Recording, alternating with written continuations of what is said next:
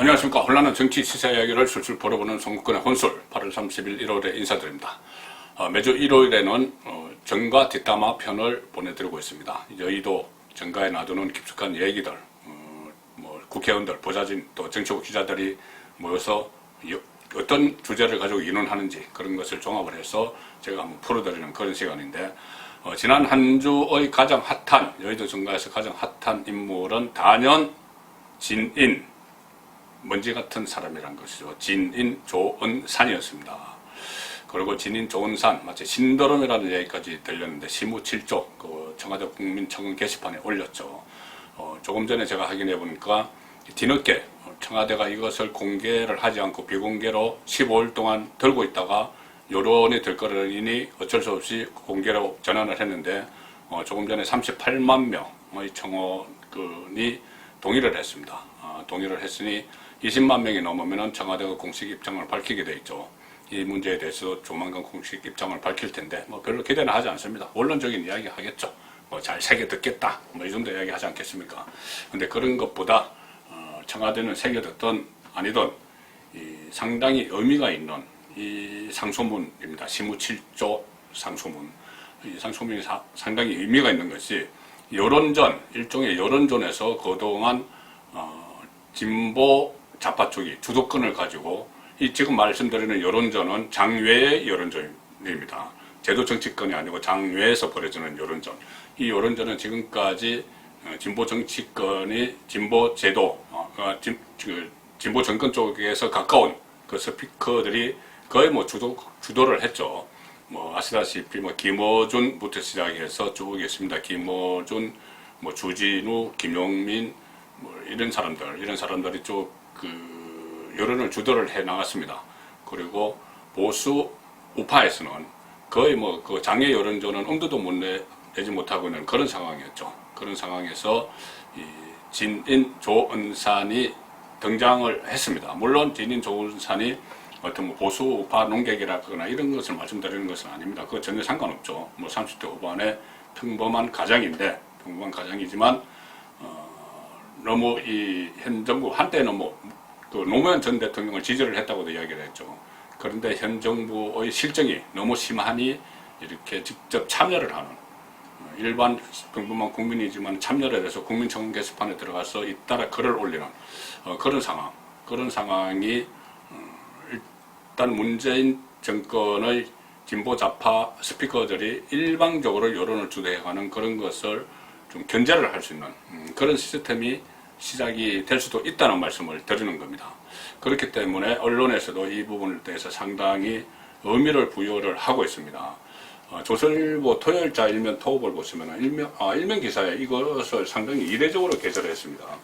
고구마 같은 세상 뻥 뚫어졌다. 시무칠조 신드롬.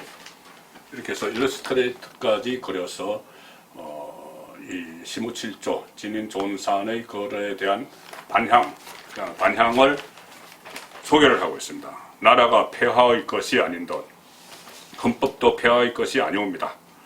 상소문 형식의 비판글, 청와대 청원 공개 하루 만에 30만 동의, 그리고 조금 전에 38만 명이 동의를 했습니다. 진인 조은산의 글은 2탄, 3탄 계속 예고를 하고 있습니다. 제가 어제 설명드린 대로 또다시 글이 하나 24일 청와대 국민청원 게시판에 올라왔죠. 진인 조은산이 뉴노멀의 정신을 받들어 거천 삼석의 상소문을 올리니 삼가 구보 살펴주시옵소서, 이런 제목의 글을 올렸습니다.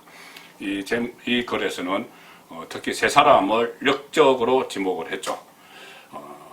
노영민 청와대 비서실장, 김현미 국토교통부 장관, 추미애 법무부 장관, 이 세 사람을 역적이다 이렇게 규정을 하고, 차라리 국토교통부 장관에는 붕어를 안 치고 자꾸 까먹고 하니까 부동산 정책도 까먹고 하니까 붕어를 안 치고, 그 다음에 이 법무부 장관에는 개를 안 치고, 또 노영민 비서실장 자리에는 차라리 다 파직하고 나를 안 치라, 이렇게까지 이야기를 했습니다.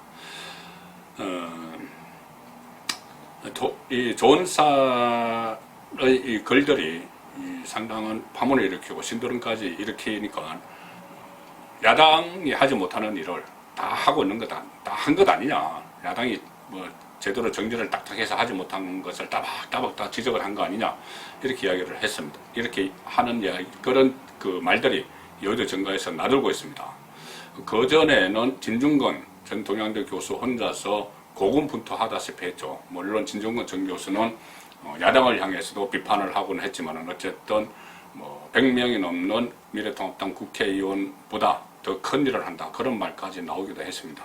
그런데 그렇기 때문에 지금 이 조원산의 등장을 가지고 이 지원군이 나온 거 아니냐. 물론 조원산은 다시 말씀드리지만 평범한 시민입니다. 근데 결과적으로 그렇게 되고 있다는 이야기죠. 본인이 현 정부의 실정에 분노를 해서 글을 막 올리기 때문에 그렇습니다. 그래서 지원군이 등장을 했고 여의도 정가에서 나오는 말은 정치 의병들이 들고 일어서고 있다. 정교군인 미래통합당, 야당이 제 역할을 못하고 계속 수세에 밀리니까, 그리고 이 진보 정권 쪽에서는 그 주변에 그 권력 밖에 있는 그 친문 스피커들도 활동을 하는데, 그러니까 야권 쪽에서는 제대로 그 외곽 조직 활동을 못하니, 스피커 활동을 못하니 계속 밀리는데, 여기서 조원산이라는 그 사람이 그 지원군으로 와서 일종의 정치 어병 역할을 하는 거 아니냐. 이것은 뭐 정치권 나름의 해석입니다.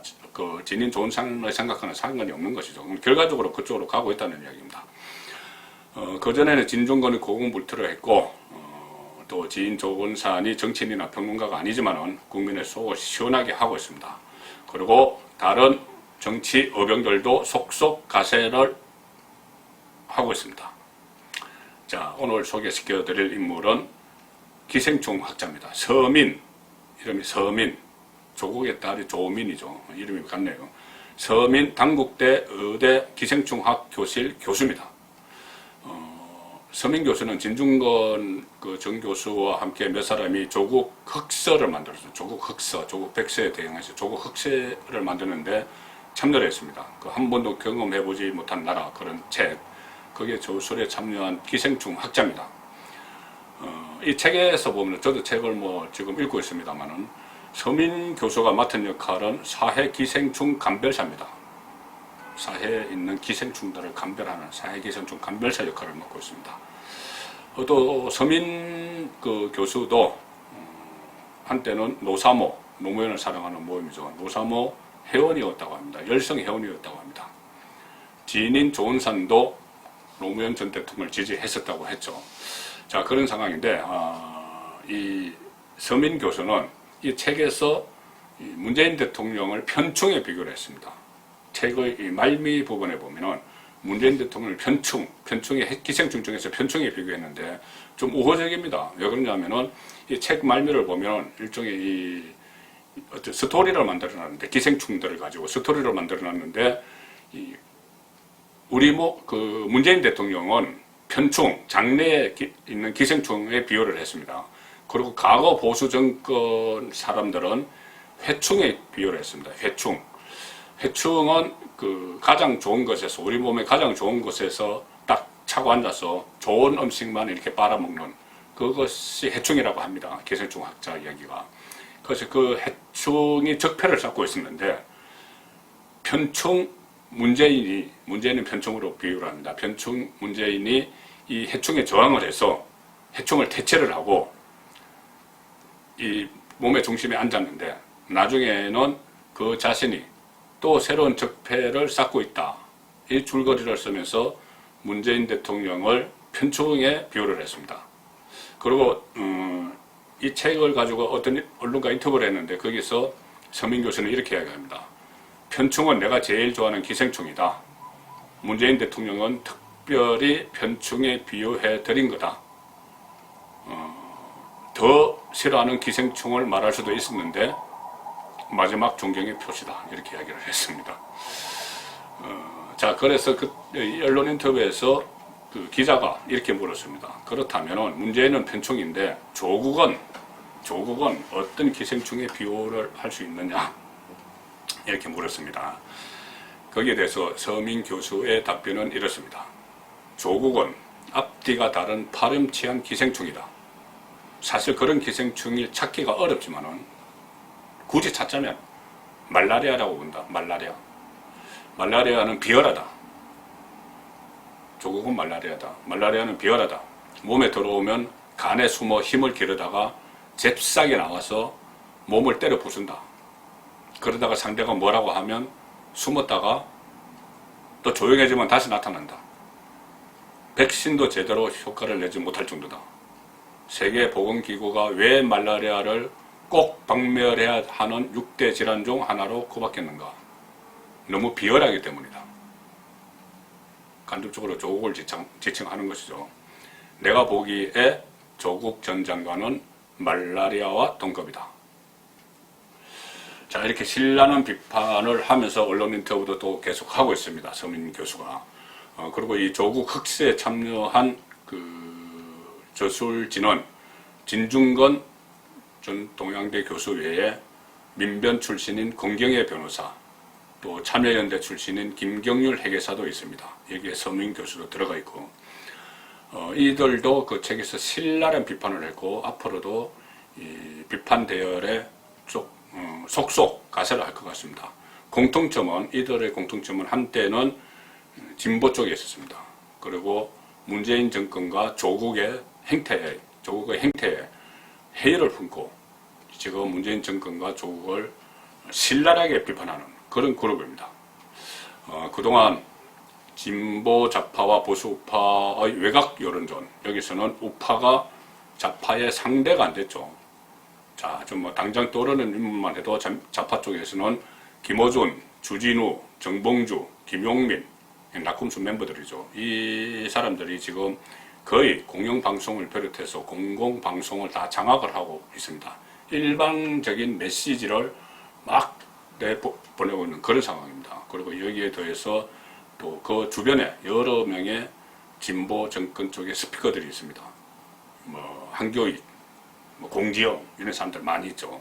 그래서 지금까지는 전혀 상대가 되지 않는, 게임이 되지 않는 여론전이 펼쳐졌는데, 진중건 그 교수에 이어서 지금 새로운 사람들이 속속 참여를 하고 있습니다. 참전을 하고 있는 것이죠.